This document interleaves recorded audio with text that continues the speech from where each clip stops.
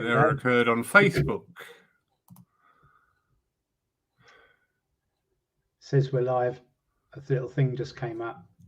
We are live. Good evening, everybody. Don't you just love technology? Isn't it wonderful?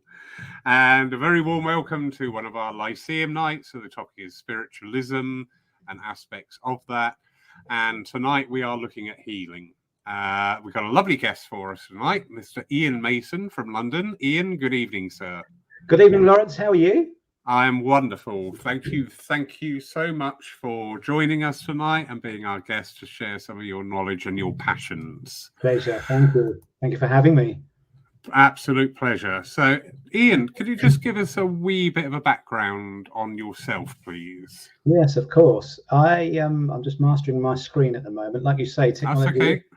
Technology, I've learned, there's a Buddhist saying, and it says, modifying it, technology brings us the opportunity to practice patience. Oh yes. There's many different ways, of course, that you can deal with that. But good evening, everyone in the virtual world that's watching and joining with us this evening. My name is Iain Mason. I'm a medium, psychic, and healer. In the broadest of sense, actually. And it's funny because I would actually say, if somebody said, well, what are you? What do you do? I would always say that I am a healer. And mediumship and the healing that I do is the modality that I use to express and share that healing and share that with you all, because that's how it feels for me. You know, it's one of those situations and times, particularly at the moment, where we know we all need to come together. You know, it's unity. Unity brings community. And the more that we share all the individual gifts that we've got, we help each other to keep going. And in that going, we keep finding our way. Our way, with a capital W in this instance, is our purpose, a sense of balance, a sense of meaning, a sense of direction, and things like that. And in a nutshell, really, that's what I'm about. And what I absolutely love, and it is a passion, it's a deep passion, is that I actually use my experiences that I share with my clients and maybe with you later on this evening to actually do practical exercises that mirror and work with what I share my views on, so that you can experience it. You know that old saying, a picture paints 1,000 words? Well, there it is. You know, it's better to feel it and experience it, because you see, everything is an experience. There's no good experience, there's no bad experience, there's just experience. And then there's the question of how we either respond to that or react to it. And we'll go into a little bit of that later on. But I'm an easygoing guy. If you've got any questions, you just pop them up, type them in, say your hellos, share this around as you do, and we'll see where life takes us. Absolutely wonderful. What an introduction. Thank you so much. Well, I also share that with you. I find all of spiritualism is about healing. Yeah, totally. Every facet of it brings with it that healing energy. From here. Indeed. Never from here. From here. Yeah. But the evidential messages, the actual act of healing, be it trance, spiritual, whichever form that takes, even in our philosophies, they can bring about a peace and an understanding, which is healing. So, big fan of your school of thought here tonight. Quick welcome to everybody. Thank you for joining us. Quick apologies for a late start. Not to worry, we are here now. So, Iain, how did you just start on your spiritual side of your life? Well, golly, now here's the concise answer. So a soul is eternal, right? So I've never not been, because we are that. In fact, we are all that. And in fact, we can all do everything that we sometimes hold our mediums or healers out to be, I'm going to say, more than actually they are, because, you know, the idea is that we are perhaps sometimes just a little bit of inspiration for you, or we're further down a road than you, but we are the thing that we wish to be part of, which is consciousness, which some people call God, Buddha, Allah, Krishna, you know, wherever you want to go with that. And what I find is that it's that kind of unity that brings us all together, and we stop considering ourselves separate to everything else. And when we do that, unity is so much more than just being together. It's being connected together from here, from the heart center. And, you know, Mother Teresa, Gandhi, all these great people talked about how effectively it's God looking at itself through God's eyes. In other words, the God that is you looking out through those eyes at God in a different form, be it an animal, be it a tree, be it another, what we call human being. And there it is. So for me, you know, that's what it's all about. Right, well, that shot me down in flames. That is a brilliant answer.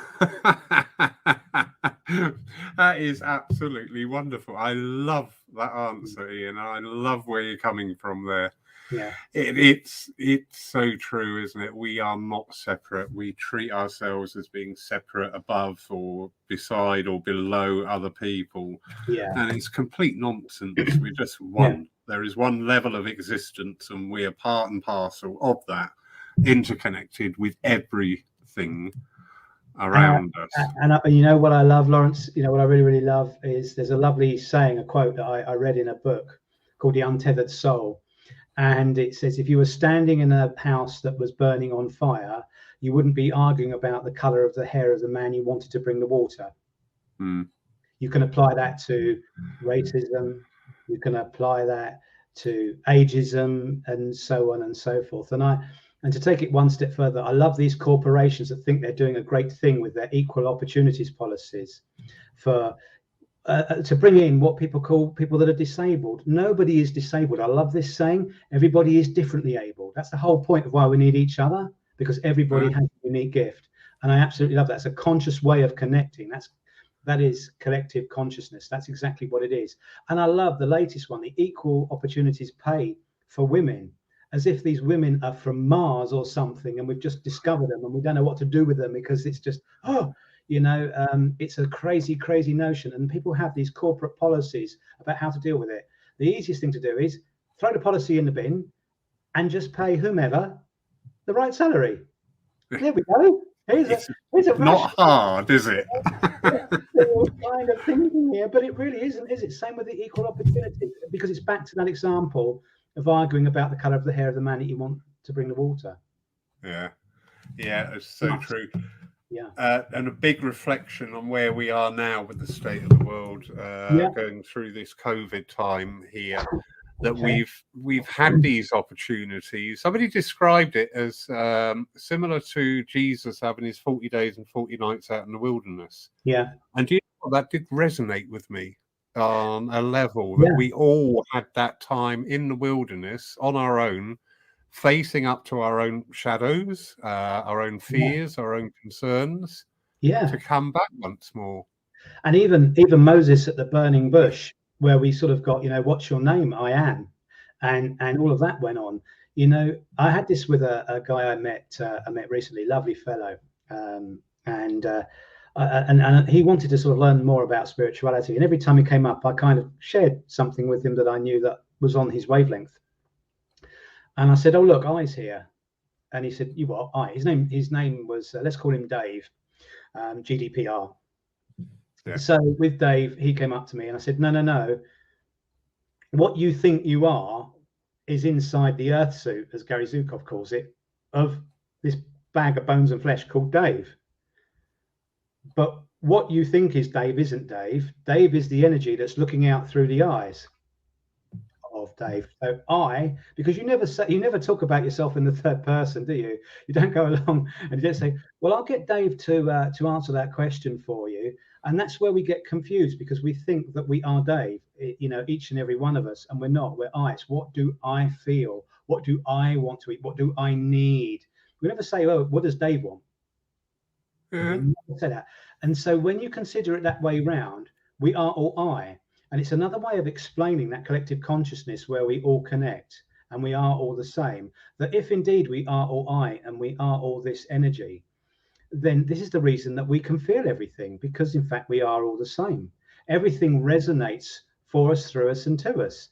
And that is what our emotions interpret as the experience for us in the way that we can recognize it. And that's why sometimes some of us get a bit jittery if we're walking through the town center and there might be a dodgy character that we're uncomfortable with. somebody that's not getting on so well with maybe a spouse or something like this and doesn't want to go home that night, that stuff does happen, and gets a knot in the tummy there. Your emotions are like your parking sensors for your soul. They let you know when things are getting close so that you can shift your awareness, your attention from something that isn't serving you to something that is. Because when you know what you don't want, you can focus on something, and it prompts you the opportunity to ask the question, what do I need right now? What do I need right now? And in that sort of, I'm going to call it desperation, in that pleading, in that prayer, which is a beautiful word for it, our cry for prayer is that we have this stillness, because there is a level to our consciousness that once we do that, we disconnect from what doesn't serve us with that focus and that attention. And there's a certain stillness. And in that stillness, we're open to the thoughts, the inspiration, the deep sense of knowing of what we must do or must follow as our next best step. And that's the bit that comes in for us. We have to have the courage and trust to walk by faith and not by sight, and take that action. And when people talk about, hey, there's a robin, that means my mum's around, I'm not saying that is or that isn't the case in this instance. What I'm saying is you have to take the steps and experience the experience. And in the experiencing of the experiencing, you get a sign, a feeling, it might be a robin or whatever, to know whether you're on the right track for you, because signs follow, they do not precede. You've got to have that courage and trust to follow what you feel is right for you, because otherwise you just mimic others. And as a lovely saying Wayne Dyer once said is, if you follow the herd, well, there's only one thing that you're going to step in, and we all know what that is, right? Excellent. And yes, I do. Over the last probably 18 months have become much more focused on energies and quantum sides of spiritualism, and that's shifted into my healing work as well. And I found that actually very beneficial to be able to move forward, because when we think with a human mindset, we're creating all these stumbling blocks. And when you're actually thinking, no, I'm working with energy, it's pure energy, this is how it's coming through, you're taking away an awful lot of the stumbling blocks that we inherently put in the way of things flowing. And also, you see, what we are experiencing is what we choose to allow ourselves to experience. What we're experiencing is what we choose for ourselves to experience, because you see, in daily life, with what we bring in, how people operate, how people are looking to maybe make a quick buck at the expense of another. I'm not saying all car dealers are like that, but the classic car dealer of old, the Arthur Daly, there we go, just to bring that in. If anybody out there is a car dealer or has car dealers in the family, no offense, it's just a convenient example. And we're all a bit sort of, are they trying to pull the wool over on our eyes or whatever? You know what? It's really important that we understand that what we experience around us, we need to stay aligned and be in touch and in sync with the whole of what we are. Because if we don't, we come from our hearts to our heads, and then we start to think about what we're experiencing, which is just another way of you telling yourself what's going on. And you believe it, because, hey, why would you lie to yourself? You wouldn't do that, would you? I've been lying to myself for years. It's not always served me in the best way. So I have this lovely saying now. It's my strap line, if you like, for spirituality: grow and glow. If you're not in a situation that doesn't allow you to grow, you will not glow. And if you can't glow, you won't be happy. And if you can't be happy, well, what's the point? Because you see, it's that happiness is the fuel. And gratitude, do you know what? There's so much said about let it go, be grateful. Hogwash. It's useful, but it doesn't come from such a heart-centered, high energetic frequency as the word appreciation, or as I like to say, deep appreciation. Because gratitude holds the energy of the experience that you've just gone through, and you've almost still got one foot in that camp. I'm grateful that that's no longer with me, or that person, or that situation, or that job, or whatever. But in there, you still are connected to the experience of what was going on before you. In contrast to appreciation, which is that, Oh, I'm out of that. Woo! Feel good. Does that make sense to you all? Because it's a really important point to consider. It does. Really. Yeah, it does. And again, it's our mind. We Yeah. do it consciously and most of the time unconsciously. I love that Yes. example you just gave, that you're keeping your energies back to Yes. what has passed when we're here in the now. Yes. Yes. I have this saying, because about these lies that we tell ourselves, I've done it constantly in my lifetime. You know, I've told myself that, you know, if I need to go on a diet, now my weight has gone up and down all my life. That's true. And sometimes, even when I'm on a diet, I walk past a cake shop window, and it's fair to say that now and again a Belgian bun does take advantage of me. And sometimes I tell myself, well, as one has, another one won't hurt, will it? I might as well eat the other one in the packet. Now, do you see what I mean about saying to yourself that, hey, this thinking's a good thing? No, no. So I have this lovely saying, thinking stinking, only what you feel is real. Because you see, what happens with every experience, whether it's from here or from here, you connect with it. You have to connect with it to experience it. But here's the thing. It was Friedrich Nietzsche, the German philosopher, that said, he had a saying that shocked the world. It didn't go down too well. He said, God is dead. And by the time everybody cooled their heels after receiving that strapline, he said, that's not what I mean. He said, you know, whatever we all feel that God is. Now, for me, I would suggest that God is an experience rather than a man on a gold throne surrounded by angels. But you see, the idea of what God is, what people go to war over about their respective gods, is the thinking about the images that are portrayed, or conceptually what's sold to them, that religion is this or that, God is a man, a woman, or whatever, Krishna, Allah, Buddha, and all the rest of it. And what happens is we create that image as a mental idol. We then connect with that emotionally, especially if people then from another religion, for example, and other beliefs, and we'll come back to beliefs in a second, start to say something that doesn't sit well with us, and so on and so forth. This snowball grows, and then you have this discord, and in instances it can end up in wars. It's insane. But once you have that mental and emotional connection to something, it's like you've grabbed hold of it and you're never going to let it go, like your babies when they're first born and stuff like that.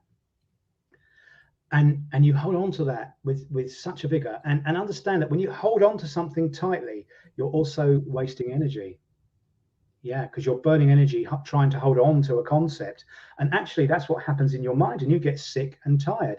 And when you're holding on to things that aren't serving you, you see, you'll find that you're tired, you're lethargic, you can't be bothered, and your whole mindset and personality comes in. You find you're tense because you don't relax, because you see, we have cortisol, that when we have fear, or we're being defensive, or we are trying to protect something in some way, that causes like a paralysis, a muscle stiffness, intensity. But it's the dopamine and the serotonin that give you that feeling. And that's the going with it. It's the path of least resistance, or as Abraham Hicks says, the path of most allowance. What is serving me? Is this serving me? What do I feel about this? And here's an interesting thing. Some of you may have got to that 8 o'clock point in the evening where you go, after your dinner, I think I'm hungry, need some snacks. How many of you have done this? You go to the fridge, you open the door, and you stand there and you stare into the fridge and you go, right, I want something to eat. I want something to eat. And 10 minutes later, your partners, your mums, your fathers, or whatever, family members are nagging you, shut the fridge door, because you're looking for something that you don't need, and you know you don't need it. That's why you can't find it. If you say in your experience, I think I'm hungry, do I need food? And you'll find you'll get a little reaction in your body there, and you go, okay, because you'll either get something or nothing. And if your tummy bubbles or something like that, then go to the fridge. But then when you open the fridge door, or before you get to the fridge door, ask yourself, what does the body need right now? Because on the basis that you're inside, you don't actually need anything, in the same way that cancer can't kill you, COVID can't kill you, they can't kill the eye, they just attack the body, you see. This is why souls are eternal. And the beautiful thing with this is, if you open the fridge door and you're not drawn to anything, there's nothing that you need. You shut the fridge door and then you carry on. and your body will let you know when it needs topping up and all the rest of it. And then you ask yourself again, what do I need?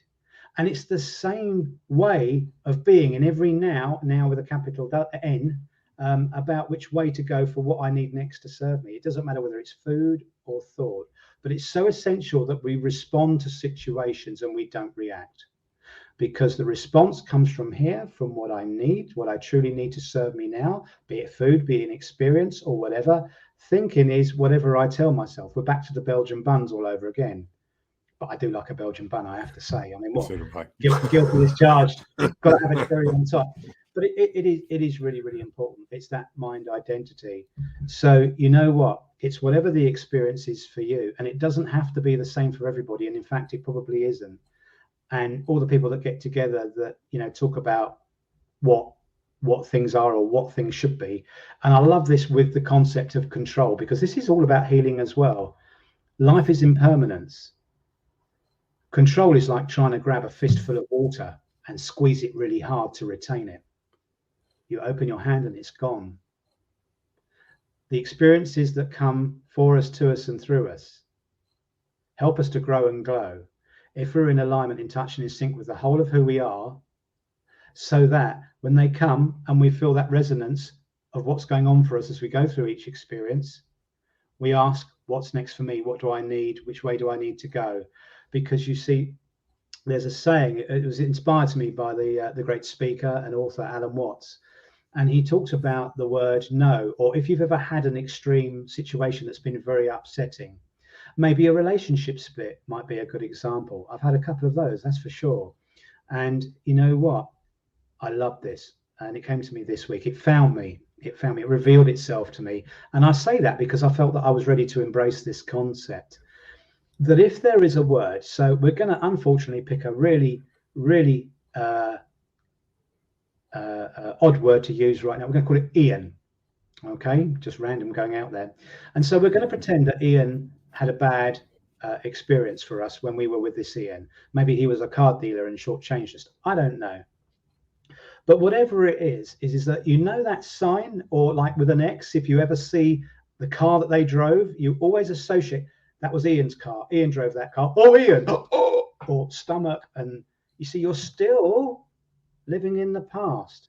Even if you think you've moved on, even if you are with somebody else, let's just say you've married a Lawrence and Iain is way 5 years ago, but he's not. No, he's not. And that's also, if we just bring back that gratitude and the appreciation example, that's what we're talking about. So you identify with these experiences of Iain, you then do this association with the car or whatever it was, or Iain used to take me to the cinema on a Friday, and when Lawrence suggests it, let's go on a Friday, you go, oh, Iain used to do that, and you instantly go back to that experience. And whether you realize it or not, you do.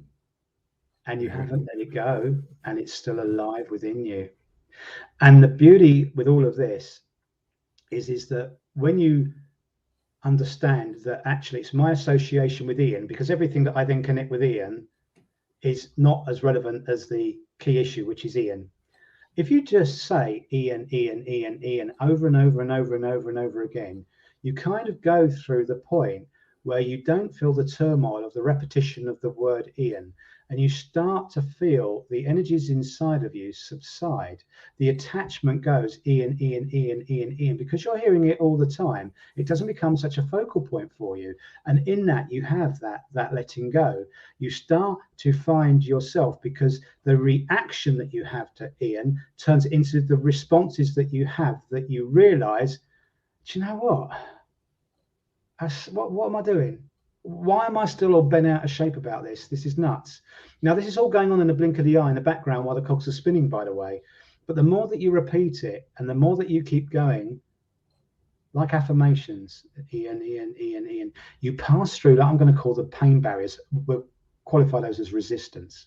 And once you get through the resistance, you become accepting. And in that tranquility, you become the stillness that you are.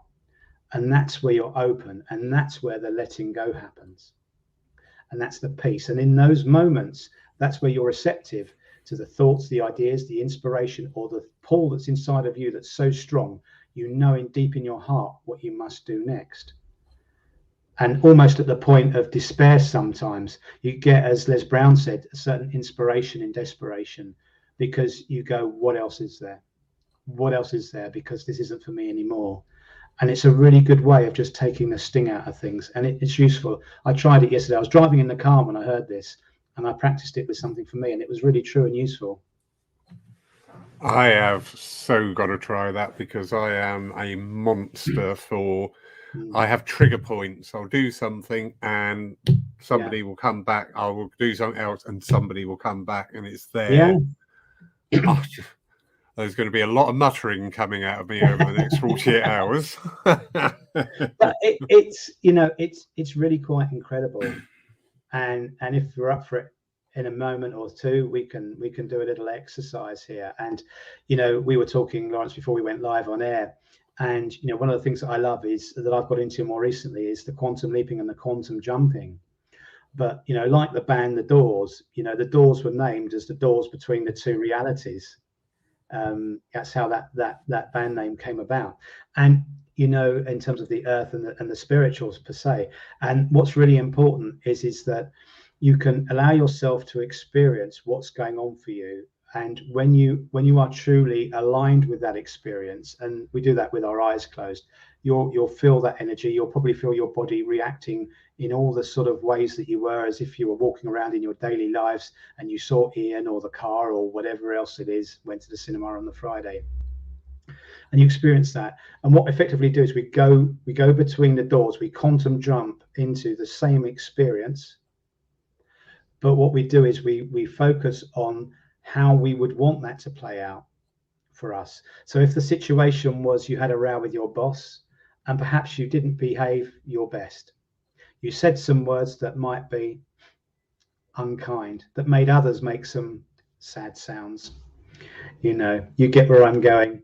Yeah. And, you know, we can literally jump into a parallel experience by going through the door between the two realities and replay that with the desired outcome that you would want. And we are talking about you being serious here. We're not just asking you to make things that aren't real for you, but you're coming from a soul purpose perspective, because you can't live your life conceptually, because it comes back into thinking. Bishops are ordained, fathers and ordained by bishops and you know, tiers of religious organization above them and so on. And to some extent that's conceptually. I recently read for a vicar who came to me who said, I'm a little bit boggled about this urge of this spiritual calling that I feel that I've got, that's causing so many conflicts with, in this instance, obviously Church of England. And we had a chat and a reading. But when you go through these experiences and you work with effectively what I said was the true meaning of prayer, which was connecting with what you need, asking yourself what you need, and you're aware of the inspiration that comes to you, and it will, even if we do it live on air right now, you'll know what the next step is for you.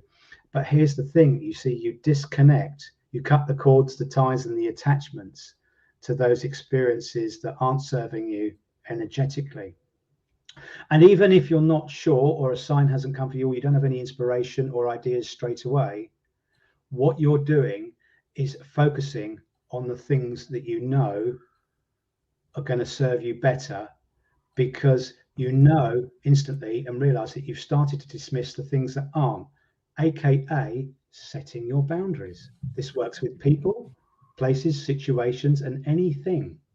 There's no one word anything, by the way. In Iain's world, 2 words, anything. And that's what we do. And that's the way that this energy healing example works. And it's absolutely fascinating. And people can get quite a lot of peace from it, because you see what happens is that you've disconnected so much without trying to disconnect. You've just shifted your energy from point A to point B, that when I bring that experience back that you've left, that you didn't want, you can equally flip back out of it really quickly, because you understand what you've got to do. And if you hold the energetic vibrational frequency of what is serving you, what's feeling good, the gifts that you've got in life, the benefits, the privileges, and all of that, it will almost seem like what you didn't want is a motorway junction behind you. You've almost got to reach back to get it. and you've let go without having to try or do anything. And that's what I'm saying. That's why Wayne Dyer wrote that book, Change Your Thoughts, Change Your Life.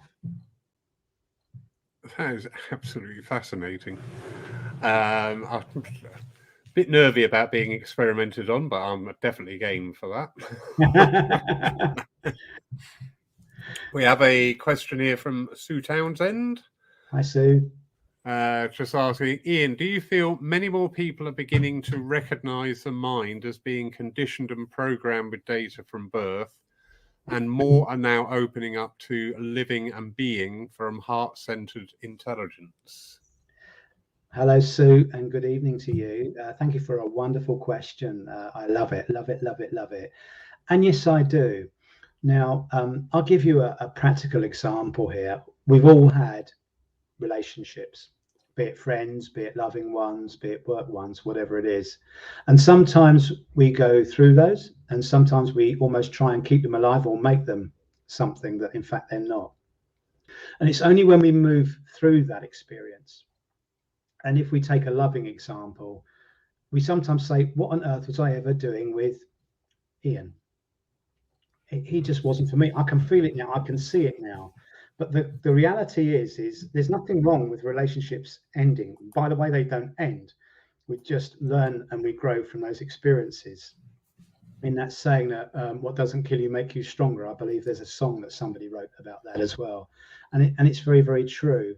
And so, you know what, although we've got these crazy times with what people seem to want to call a pandemic, if you focus on the pandemic and you carry a COVID consciousness, you will manifest the reality of what is essentially fear.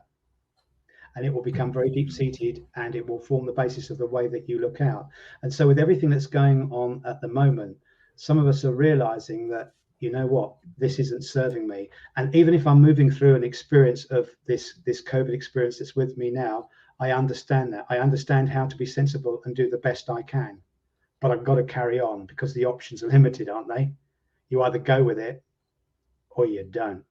And we all know what that means. And so I'm finding that with COVID, with people, with clients, what it's also doing is it's causing a massive disturbance in the things that aren't serving us.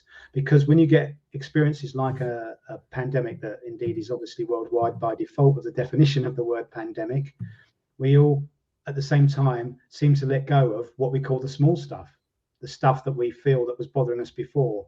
God, will my car pass the MOT? Who cares? If it doesn't, you fix it. If you can't fix it, you get another car. It's that simple. If you can't afford another car, the moment will come when you can, or opportunity will present itself so that you can. You can't dwell with it. And so to answer your question, albeit a slightly long way round, the more that we awaken to all of this, the more that we apply this in every aspect of our lives. That meal didn't agree with me. Well, you wouldn't eat it again, would you? It's the same thing. You start to understand that if you're with your partner, your spouse, your children, that if you start to push back against the way that they're being, in other words, react rather than respond, then you awaken in them an unconsciousness that pushes back to you. And so you can't find that, if you like, that safe space and place together where you can connect, because you've almost gone back to the corners of your boxing rings. And that's very true for all these experiences in life. And the more that we practice this and we experience this and we go, I don't want to do that because I don't feel good doing it, so on and so forth, the more we are living from our heart center than our head space. And so that's how it's so deep seated, and it evolves and goes into everything that we do. I hope that helps soon, is useful for you. Fascinating answer. And you touched on something I was talking about today, the COVID era fear. Yeah. It does seem to totally blindside some people. Yes, we understand there is something new in our world. There is something new that we need to understand and live with. Yeah. But this fear has just sort of shut an awful lot of people down. They've just switched off. And that's scary. That is really scary. And what's really, really important about that point is that it's what we do, is how we calibrate things, how we start this this connection. Because When we have these experiences that come, we really only have the choice to go with it or not. And that's the same for any experience that goes on in life. But you see, in psychology, there's this term called your reticular activating system. Don't ask me to spell that on a Saturday night. I'll just go over that one more time. Your reticular activating system. You what, you're all saying? What's that crazed bored lunatic jibber jabbering about now? Well, it's this. Have you ever done this? Gone to buy a new car and decided to buy, well, Ford are going to get a bit of promotion here. I drive a Ford, so a Ford Galaxy. Okay, and you've just gone there, you bought this Ford Galaxy. You signed the paperwork, you're all happy, you know, there's party poppers going off inside of you, you're all excited about next Saturday when you go to collect the car. Woo! You know, feeling really, really good. And all of a sudden you're driving home, and for the next few days, all you see is galaxies everywhere. They're like ants. You go, what was that? There's another one. There's another one. Like if you've ever played Yellow Car or White Car when you're driving along instead of I Spy. I Spy so 70s. I remember that. But you know, you go, well, where did that come from? Because you see, what you've done is you've latched on and connected with the experience that's important for you. And as you do that, the experience that, by the way, was already there all those other days, weeks, months, and years of your lives, those galaxies, they didn't just pop up because Iain Mason went down the Ford garage and bought a Ford Galaxy. They were always there. But because you chose to make that what was important for you, your ultimate focus, even I'm going to go stronger, your purpose, I must have, I know that's for me, I know I need this, I'm going to have this, I'm going to focus everything that I have into getting into that space where I can get that galaxy. You've told yourself that that is so important. You've programmed yourself to recognize that. It keeps you safe. In the same way of when we were all living in the caves, we were always had a good poke around and a look outside just to see where the saber-toothed tiger might be, maybe behind that big rock, let's be sure, before we venture out to go hunter-gathering and grab some food or whatever it is that we were doing, maybe a swim to wash our loincloths or whatever we were wearing in those days. And you know what?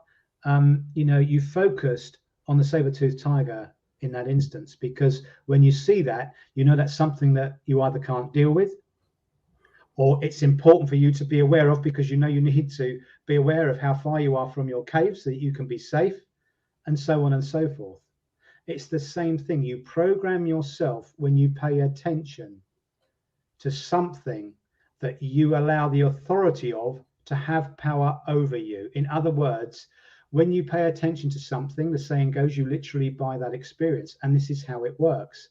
So this is why when you split up with Iain and you see his car driving around, you get that feeling, because you've programmed yourself to say that actually I'm still connected with Iain, that experience is still with me, and I am still aware of anything that I see that I connect to Iain that goes on. And that's why it will never serve you. You can't do that. That's why you have to shift yourself to these new experiences and focus on where you need to go. Because let's be honest, when you're thinking, as we call it, but I'm going to say feeling, we need to stop saying thinking and start saying feeling. What I feel I need to do now is this. You've already cut the cords, ties, and attachment to what was, even if that was 30 seconds ago. It's all healing. Brilliant. Does that explain 11:11 that people keep seeing on clocks? Because that drives me nuts. No, it's kind of, I would suggest, yes and no, the same thing.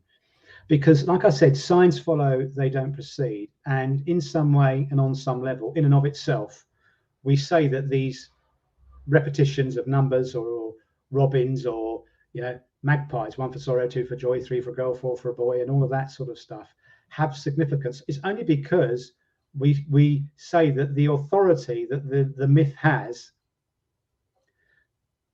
the authority over us. In other words, it takes our power away, in essence, because we let it. That's the important point. But we say the authority to that has, it's a bit like if everybody said Robbie Williams is a better singer than Gary Barlow, because they had a little bit of a thing going on there at one point where they were a bit like that. So the tabloids have us believe. They didn't get on, and when Robbie left, Take That, and it all went a bit murky, allegedly, if indeed it ever did. But you create these, you give your power away to other things. But how that works is you stop being in alignment with who you are. you stop being that. And what you do is you allow another authority to effectively overpower or overshadow you.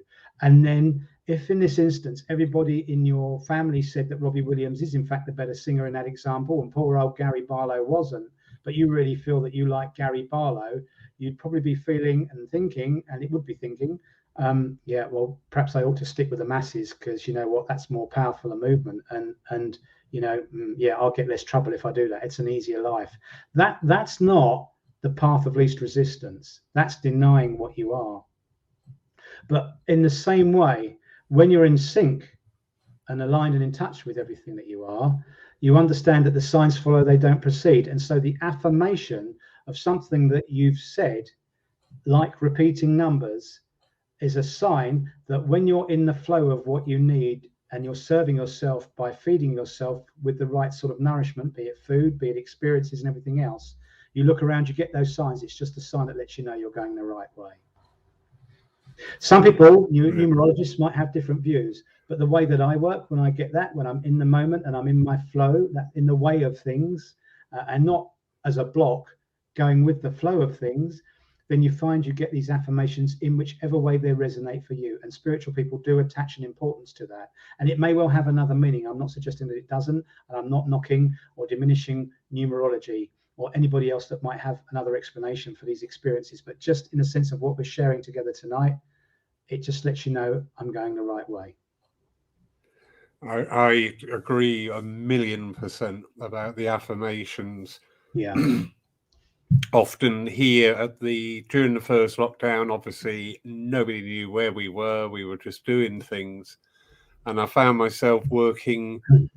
My idea of life is spontaneity is a wonderful thing as long as it's well planned and organized.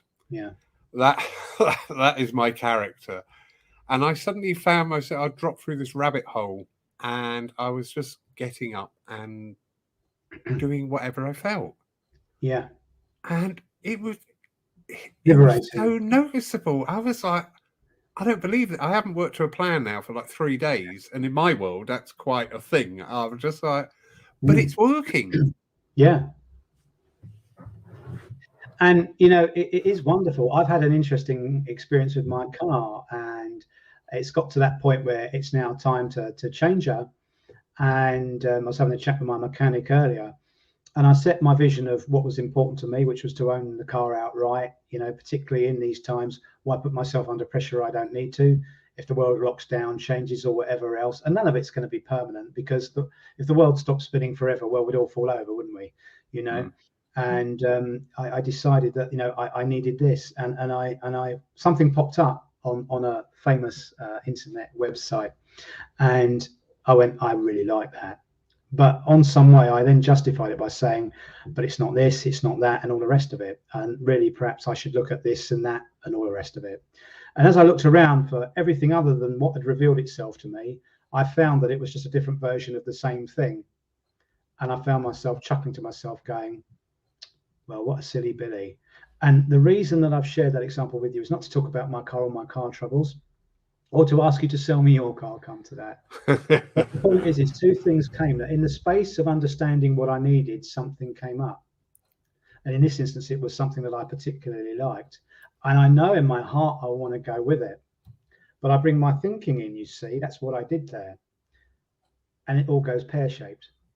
It all goes pear-shaped, because I'm starting to sort of draw that line down the center of the paper. Everybody does that. Do you remember being told that? You know, oh, I've got 2 jobs. Which one do I accept? And somebody advises you, draw a line down the paper, write the pros and cons. But if you come from a thinking mind, you'll automatically weight what you want and just produce that on paper. And automatically the pros will be longer than the against, the fors rather than the against, and so on and so forth. Because you can make life whatever you want, and that's the danger of a thinking mind. Alan Watts says, Ram Dass says, a thinking mind is a brilliant servant but a lousy master. The mind is a tool to be used. That once you're aligned and connected with what you feel, what you visualize, what you see for yourself, what you know yourself to be doing, because thought, and they talk about clairaudience when we're working mediumistically, it can be as much from the voice as a voice that you hear as it can be through silent voiced thought. like a knowing that's coming in, that's being communicated to you. It's Yeah. both clairaudience, both the same thing. Even though some might say, no, it isn't, I'm going to suggest that it is. And you see, when we have our openness to this, we can use these experiences as the basis of understanding the inspiration, the ideas that are coming to us that we're ready to embrace and do. And do, by the way, otherwise you will end up in a do. That's a different do. And the understanding is that if you then say, well, Iain, you know what, 6 months down the road, I'll listen to your interview and show there with Lawrence, and I did that stuff, and man, you suck. That went very badly for me indeed. I took that leap of faith. I walked into work naked and I told my boss I loved them and I hugged them and they sacked me. And I'd be going, you what? But the point is you know, because you feel what's going to happen, that if you take a certain course of action without thinking about it, well, your body through those emotions will let you know whether that's a good step for you to take or not. And if you do ignore that, or you go with it, whatever it is for you, into another experience, and you feel it isn't working out for you, don't blame the experience, because you'll get stuck. You'll be back to Iain and his car and all the rest of that old jazz we spoke about some time ago. What you'll be is in this moment knowing that you've moved forward, but the vehicle that's moved you forward, well, you know what? Didn't pass its MOT. Vehicle, metaphorically speaking, of course. And so what we do is we park that car, we take it into the dealer, we change it for something else that's going to get us onto the next journey, or the next leg of our journey, whichever it is for you. And we go with that. We don't stay repeating what isn't serving us, because you can't grow and glow. There's no point groaning through what you don't grow through. If you're groaning through something and you don't grow as a result of it, well, you're not truly living. Yeah, and that is much more commonplace and Yes, is comfortable. It's suffering. We get into what we call the victim mode. And I love this. I remember listening to a talk by Marianne Williamson, and it was called Infinite Power. Hi, Ashley, my dear friend, wonderful medium, Ashley Robinson. And I remember, I was throwing my train of thought now. I just remember this experience, and it was really, really good, because I completely lost myself in that moment, and I got so disconnected. I didn't really know where I was or what was going on. And here's the thing: your mind is like a Google. It's like a Google. You never forget everything. The experiences, like the association with Iain and his car and all the rest of it, you never forget anything. And in this infinite love, what I got from that was, in that deep sense of knowing and being true to what you need, you find which way you need to go, and you don't actually need to ask anybody other than your soul. You know. And that infinite love is the power that carries us on for it, that recognizes that we've got to where we need to be, because we recognize it as our home. And I'm going to call that love. Excellent. Do you think that premise has become much more commonplace in this COVID era, because we're seeing people who, I don't want to go back to work? And it's not because I don't like work. I just don't want to be there. It doesn't serve me anymore. I want to be doing this, or I need to be here. It's the awakening. We know we become more in tune with all the things that we said were important. What watch we have, what car we drive, and all the rest of it actually isn't important at all. And we start to be more open to, what's my purpose? What do I need? Why am I here? Who am I? And who I am and who am I are not the same question, by the way. And we're not going to get all bent and heavy about that. But, it's a really important thing that you understand is that what we are is this energy that we can calibrate to any energetic frequency we like, anything from despair and unhappiness and sorrow to joy, to ecstasy, to love. But when we're in the space and place where you understand that you've moved yourself somewhere that is serving you, you need to affirm that back to yourself and say, yes, that's love. That's great. This is fantastic. I feel wonderful when I feel like this. it's like nothing can stop me. Nothing can stop me. And sometimes people do that Jerry Maguire thing of, my darling, you complete me. I couldn't be this without you. The answer is yes, you could. You don't actually need them at all. You just told yourself and gave yourself permission to be irresponsible by suggesting they were the excuse that you needed to interrupt your rhythm of your brokenness that you calibrated to and following. And they were the knight or the knightess on the white charger that came in and swept you off your feet and carried you through to nirvana. There's a lovely saying, nirvana exists, but nobody who attains it, because nirvana is. Yeah. It's a Zen Buddhist perspective. It's very interesting. And that's why we awaken to, do you know what, I can't, what, it's a parking ticket. I know what happens if I don't pay it within 30 days, they double it, you know, and you can protest and you can procrastinate about that till the cows come home.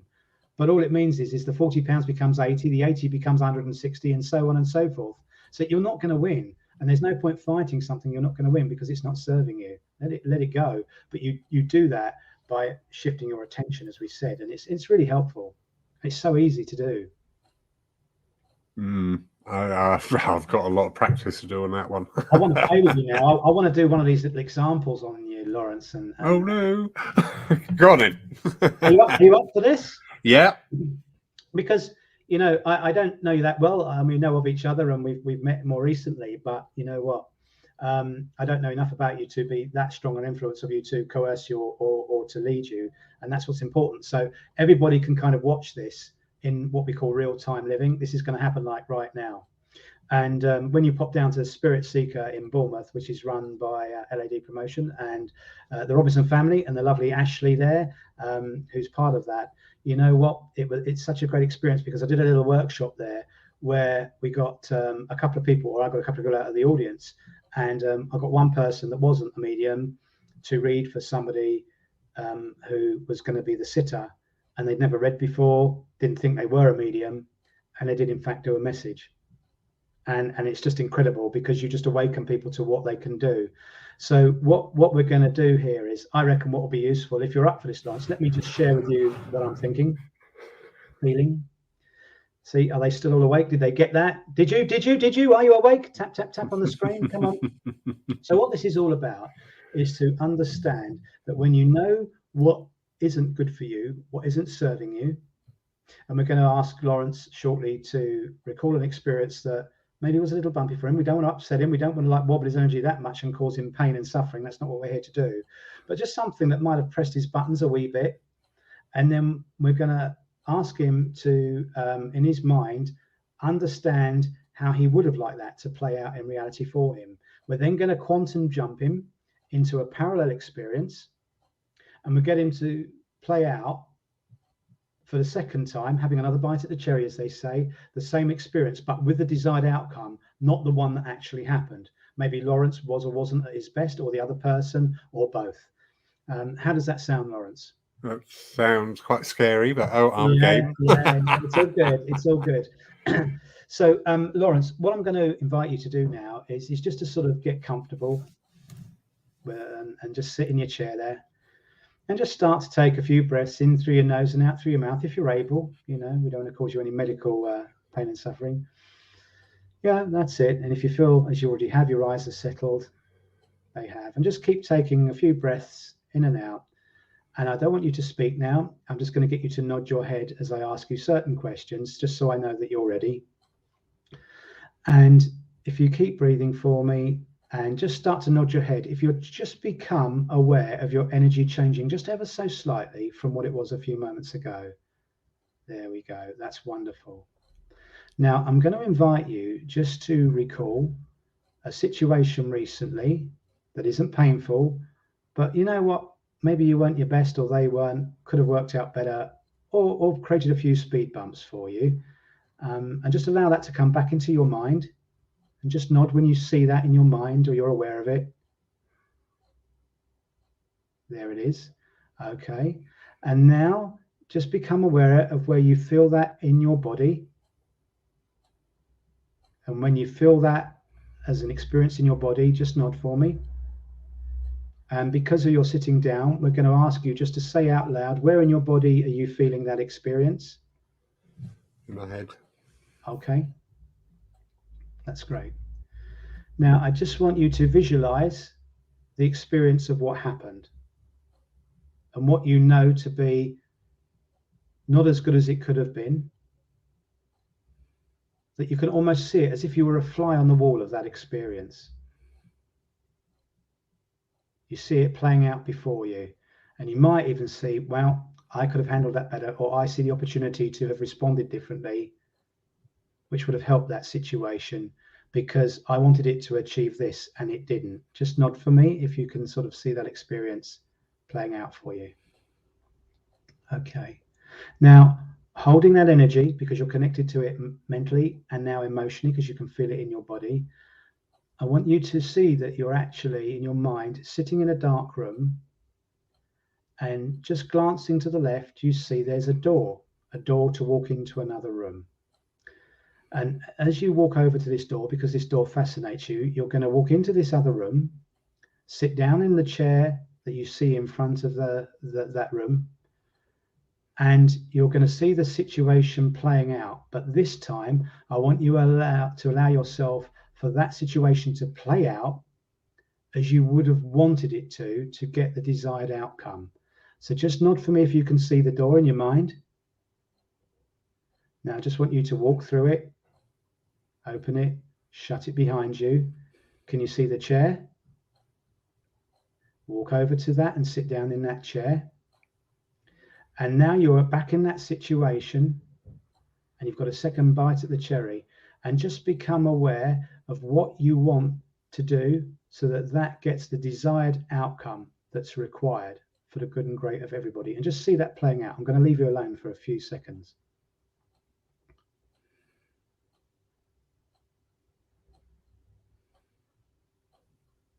And just as you see that playing out, just nod your head if you feel either the pain in your head changing. Does that change for you?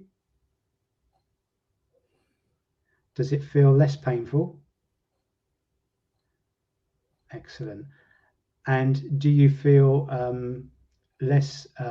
more calm in your body, or does it feel softer for you as an experience?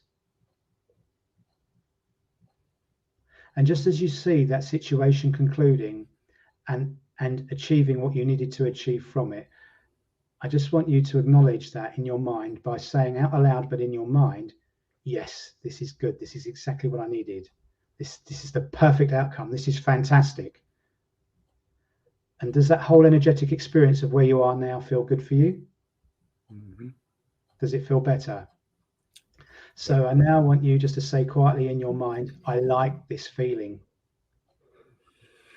I like how this feels within me. I'm a success. I can manifest anything that I wish for myself. I can enjoy experiences that serve me in any situation. There are no blocks.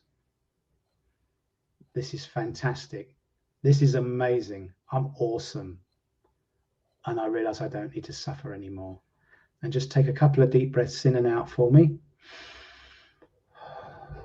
And when you're ready, just wiggle your fingers and toes, gesture your body, allow your eyes to open, and allow your eyes to adjust back into the room as you rejoin together with us.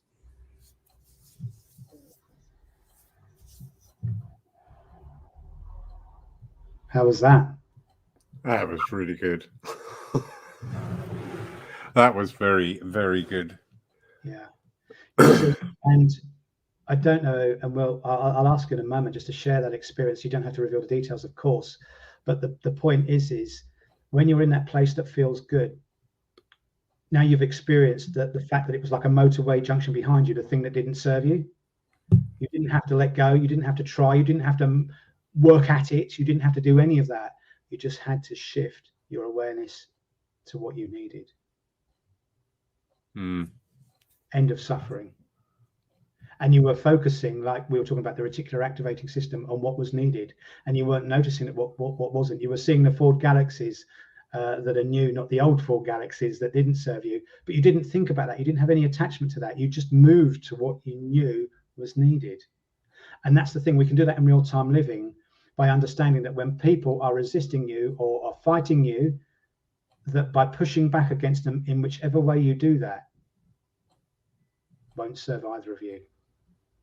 So you able to share some experience of that exercise as to how it felt for you?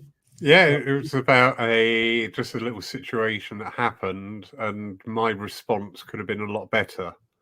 It was just, you making up all the excuses. Oh, I'm a bit tired. It was on the cusp of the moment. But actually, no matter how many excuses you make, underneath, you're like, yeah, you totally balls that up and don't ever do that again. And then that's what you hold on to. You're like, I failed. Yeah. And as you literally went through the doors, that whole energy changed. Very much. And it's interesting to observe that when you were coming back to join us, you did almost come back to reality.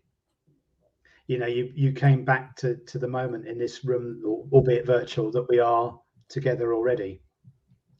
And you did almost have to drop back into that from wherever you were.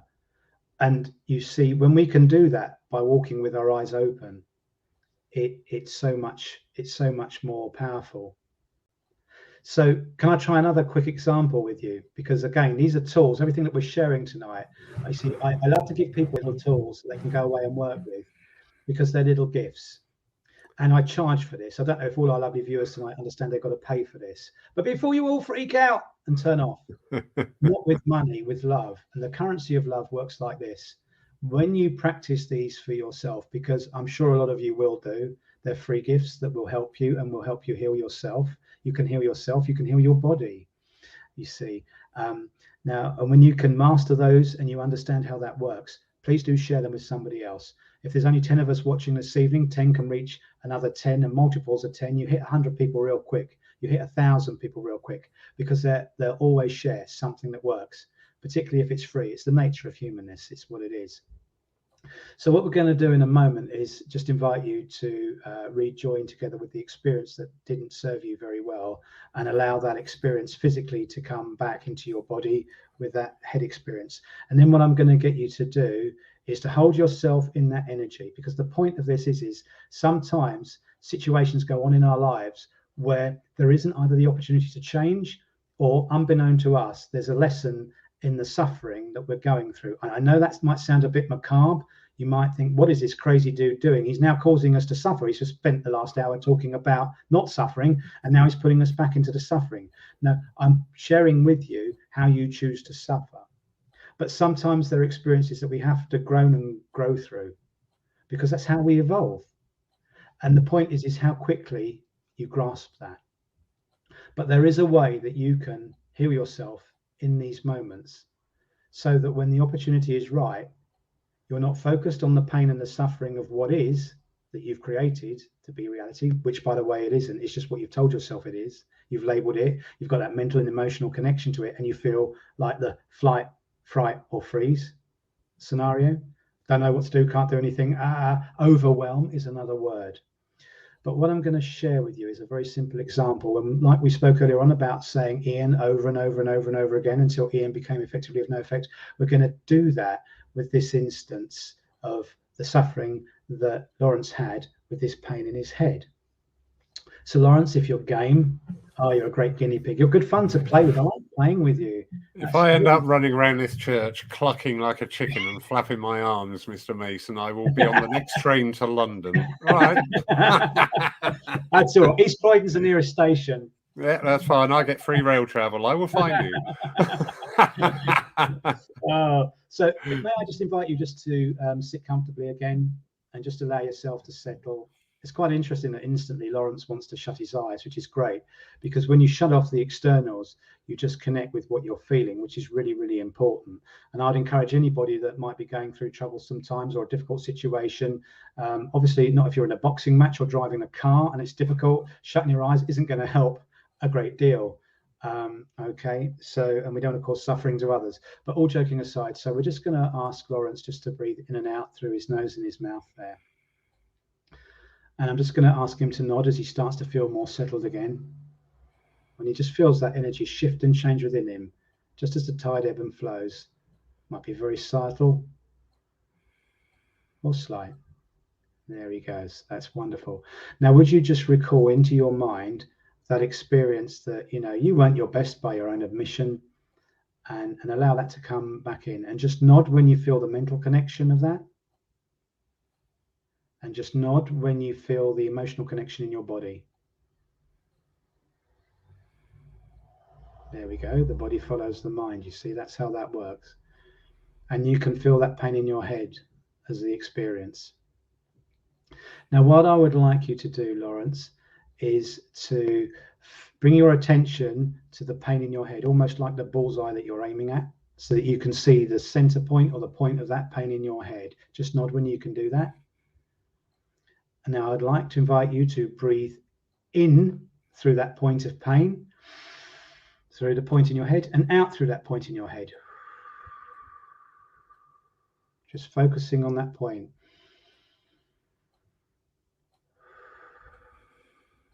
In and out through that point. And just nod for me when you feel the pain subsiding. Keep breathing in and out.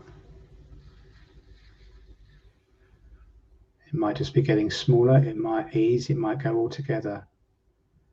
Okay, and we're just going to leave you there doing that for a few moments, and perhaps you can just nod when you feel it's significantly gone or has gone altogether.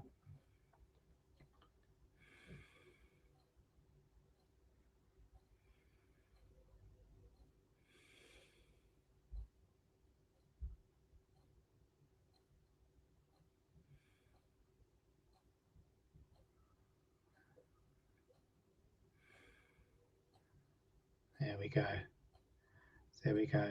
Now, in that space that feels good for you, I just want you to say out aloud, but in your own mind, I found the peace. I found my peace. What I needed has found its way to me. We found each other. I feel good. I like this peace. I like letting go of what no longer served me. And I like feeling in the place, in the space where I'm ready now to take my next step. And I just want you to enjoy that inner peace, that equanimity, and the deep appreciation for the calmness that that has. And just go, take a big breath in, and just expel it out.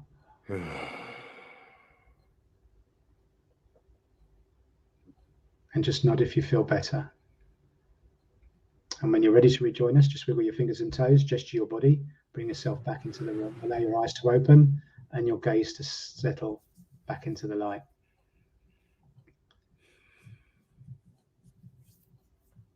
You still, from my observation, came back from somewhere. And the point there is that, and you can share this because I'm not going to put words into your mouth. The point is that when we're in moments that we can't change, maybe our spouse is being a complete arse, and that's not a judgment, but they are being what you admitted to yourself, not the highest and best version of themselves that they could be. And that was causing an experience that wasn't pleasant for others. We don't have to hold ourselves in the ill feeling, the badness, the feeling crotchety, feeling like we want to kill them, because that's just not love, is it? It's not going to get you anywhere either. And as they say, before you set out on the path of revenge, first dig 2 graves. Both of you will lose. It's like a boxing match. It's nuts. 2 people getting physical peaks of fitness, batter the bejesus out of each other, and then hug each other at the end, having hated each other for months in the build up to the fight. Well, if that isn't madness, I don't know what is. But that's what we do for ourselves, because when we hold ourselves in a place, we beat ourselves up. We tell ourselves what we're not, and what we can't be, and what we can be.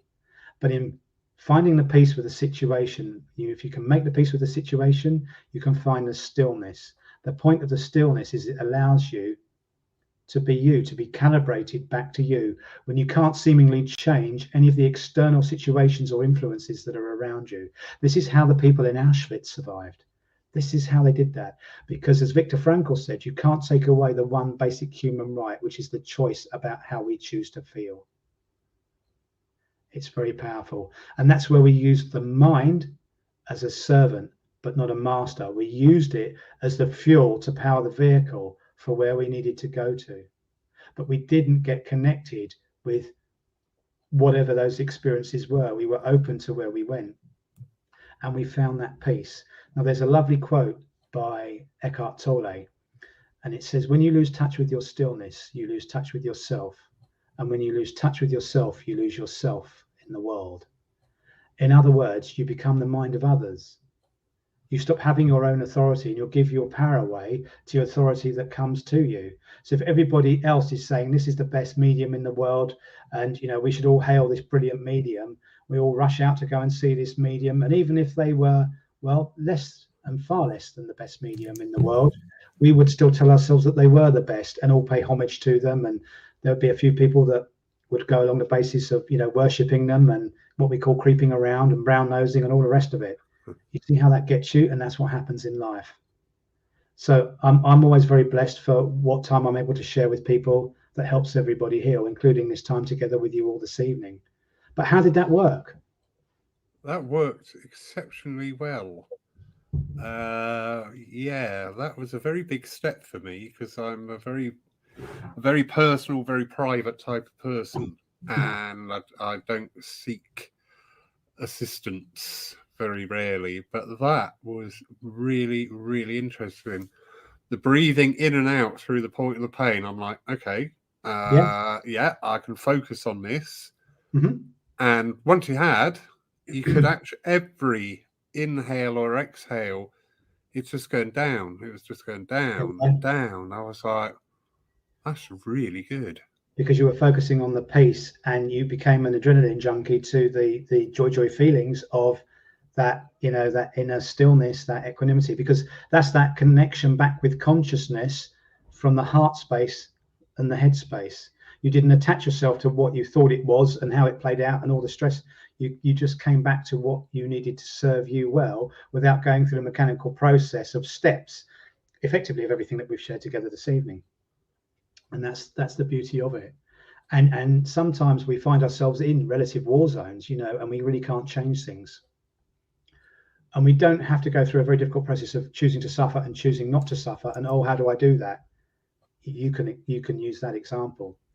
And it's really, really powerful, because when you do that, you also get tuned to having that in your data banks. You'll never forget that experience. That's why I say you're like Google, because I've played with you a little bit tonight. We've brought good experiences in, and they've got rid of the bad experiences in the quantum jumping, quantum leaping example that we did, and then we've brought them bad ones back, and then we've shifted you back to the good ones. But did you notice how quick and easy it was? Once you realized what was good and where you needed to be, how quickly you could yo-yo that experience. And you could almost play with yourself. That sounds really wrong when you say it out loud on a show like this, but you can say, oh, look, I can make myself sick, I can make myself better, I can make myself sick, I can make myself better. Yo-yo. And the point is it shows you how significant, or I'm going to say insignificant, attachment is, because you can change it in a heartbeat. Quite literally, through love. You don't have to go through these big exercises. Now, very controversially, a lot of this also crosses over with manifesting, which we're not going into tonight. But what I am going to share with you is you don't need all these teachers, all these people flogging courses about how to manifest this, how to unblock your abundance blocks that you have, and all the rest of it. Because we create a dependency by somebody preaching that they've done this and they've got this Ferrari, these 10 flashy cars, and if you follow my principle, buy my book, and all the rest of it. We're all here achieving things differently, and we all contribute. And when you understand that, you don't need to have attachment to anyone or anything, always separate words, because they bring dis-ease and discomfort. Again, separate words, because you're not at one with all that you feel that you know to be true to you. You've got your own system of what works, but you've just got to get into the space and place where you can allow it to reveal itself to you, because it's there. You're just not allowing yourself to experience it. And it's the same sort of example from the perspective of prayer. Prayer is, what do I need next? Prayer is in every moment. It's not when you get down on the cushions, as I used to in my local church as a kid growing up, in between the pews there, and I pray like that. Because if I fell into the River Thames as a big boat went past with a ruddy great propeller blade and I was heading towards it, do you know what? I would just be going, God save me. I really wouldn't be thinking too much of the cushion or looking for it. My prayer would be, what's the effect of, oh my, this isn't the best experience that could be happening for me right now. Or similar vocab, perhaps slightly more blue in color, to that extent. But that's the point, you see. It's whatever we calibrate to. But whatever we pick up, we can drop, just like that. and it's really important. But I mean, you know, do you feel that you could use those experiences, Lawrence, in daily life? Definitely. Most definitely. I have a couple of areas that I will go and practice that on later on. I do it daily. I do it daily because we all have experiences. You know, even calling somebody a blithering idiot if they're about to pull out on you. Somebody pulled out on me last night as I was driving up the road home.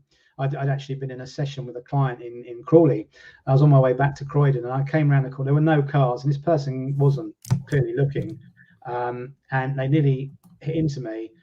And I turned and I went, "What's wrong with you?" But it was really interesting because it wasn't an aggressive or violent experience that came out of me. It was just like, "What are you doing?" And I never realized that before. I'd have been really angry at the person, but it was just the experience of, oh my gosh, that's going to make me unsafe.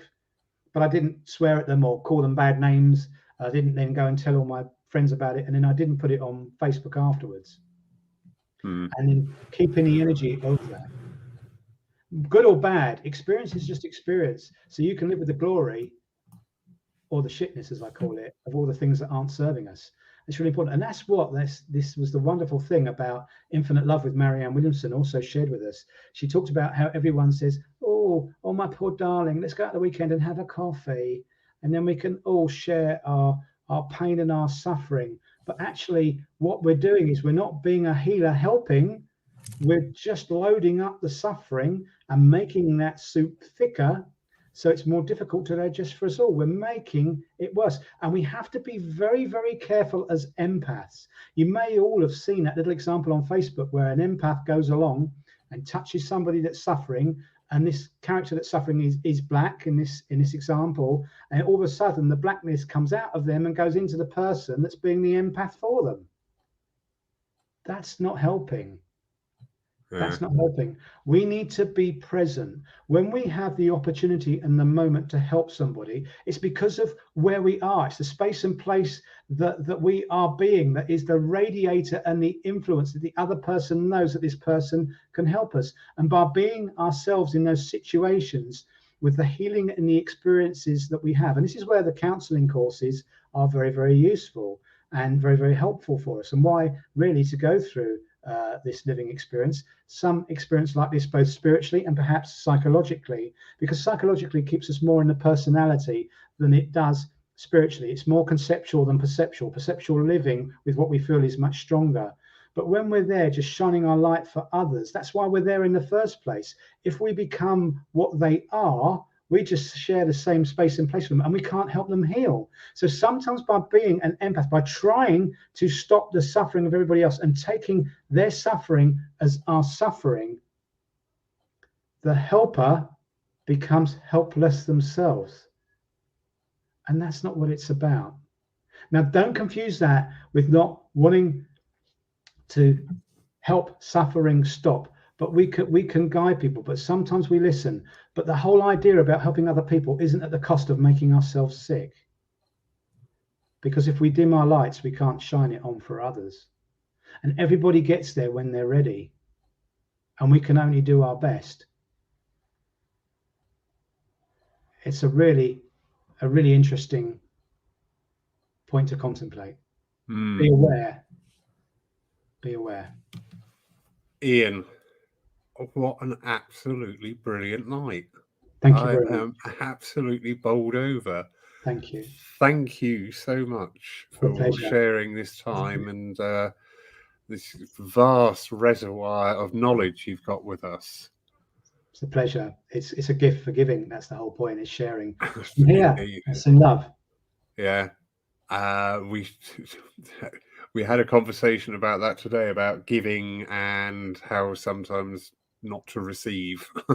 Yes. Yeah, very interesting. Iain Mason, thank you so much. Welcome. Thank you from a personal level for that exercise. That was very beneficial. But thank you in that greater understanding of coming here to talk to us tonight. It's been absolutely awesome. We've had some wonderful people that absolutely love you. I will, with your permission, be converting tonight's show to a podcast later on. I will send you a copy. Thank you. So people can download and listen to it at their leisure. Yeah, wonderful, wonderful. On behalf of everybody here, thank you. And we wish you all a wonderful evening, everybody. Look after yourselves, stay safe, stay sane. And we will see you next Saturday night at 7 o'clock. Bye, everyone. Thank you so much. Look after yourselves and love yourselves and each other.